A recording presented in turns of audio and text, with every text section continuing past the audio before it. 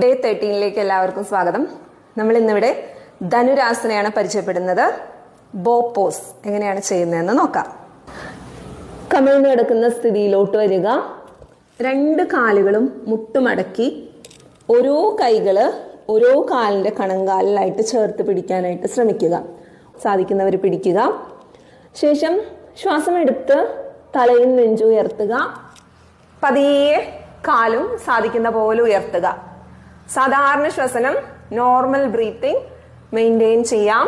1 2 3 4 5 6 7 and 8. പതിയെ തിരിച്ചു വരിക ആൻഡ് റിലീസ് ചെയ്യുക. മകരാസനയിൽ റിലാക്സ് ചെയ്യാം. തുടക്കക്കാർക്ക് ഇതത്ര എളുപ്പമായിട്ട് തോന്നണമെന്നില്ല.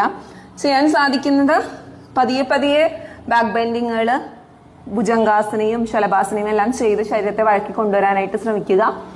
ശേഷം നിങ്ങൾക്ക് ചെയ്യണമെന്നുണ്ടെങ്കിൽ ഓരോ സൈഡ് വെച്ച് വേണമെങ്കിൽ ചെയ്യാം. വലത് കൈ നെഞ്ചിന് വശങ്ങളിൽ കൈപ്പത്തി താഴെ പതിച്ചു വെച്ചതിന് ശേഷം ഇടത് കൈ കാലിൽ പിടിക്കുക ആൻഡ് പതിയെ ഉയരുക, താഴുക.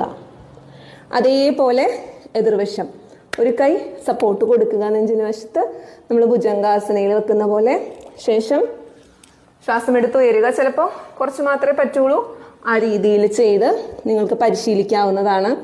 അതേപോലെ തന്നെ രണ്ട് കാലിലും ഒരു ഷോളോ മറ്റോ ഇട്ടതിന് ശേഷം അതിനറ്റം നമ്മൾക്ക് പിടിച്ചുകൊണ്ട് ഉയരാനായിട്ട് ശ്രമിക്കാവുന്നതാണ്. തുടക്കക്കാർക്ക്, തീരെ കൈ കാലിനടുത്ത് എത്തുന്നില്ല എന്ന് വിചാരിക്കുന്നവർക്ക്. ശേഷം മകരാസനയിൽ റിലാക്സ് ചെയ്യുക. ധനുരാസനയാണ് നമ്മൾ പരിചയപ്പെട്ടത്. തുടക്കക്കാർക്ക് അത്ര എളുപ്പമായിട്ട് വഴങ്ങണമെന്ന് നിർബന്ധമില്ല. നിങ്ങൾ പതിയെ പതിയെ മറ്റ് ബാക്ക് ബെൻഡിങ് ആസനാസ് നമ്മൾ ഓൾറെഡി പരിചയപ്പെട്ടിട്ടുള്ള ഉഷ്ട്രാസന, മാർജാരാസന, ഭുജംഗാസന, ശലഭാസന, ഈ ആസനാസ് എല്ലാം ഡെയിലി ഇൻക്ലൂഡ് ചെയ്യുക.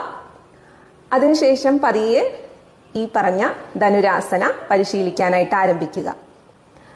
അതുപോലെ തന്നെ കഴുത്ത് വേദനയോ ബാക്ക് പെയിനോ ഉള്ളവർ ധനുരാസന തുടക്കത്തിൽ ചെയ്യാതിരിക്കുന്നതാണ് ഉചിതം. അവരത് പ്രത്യേകം ശ്രദ്ധിക്കുക. ഹെൽത്തി ആയിട്ടുള്ള ആൾക്കാർക്ക് ചെയ്യാനായിട്ട് സാധിക്കുന്ന രീതിയിലോ അല്ലെങ്കിൽ ഓൾറെഡി യോഗ പഠിച്ചവർക്ക് ഉപകാരപ്പെടുന്ന രീതിയിൽ ഒരു പൊടിതട്ടൽ എന്നുള്ള രീതിയിലാണ് നമ്മൾ ഈ വീഡിയോസ് ചെയ്യുന്നത്. അപ്പോൾ അത് മനസ്സിൽ വെച്ചുകൊണ്ട് പരിശീലിക്കുക. അടുത്ത വീഡിയോയിൽ കാണാം. നമസ്തേ.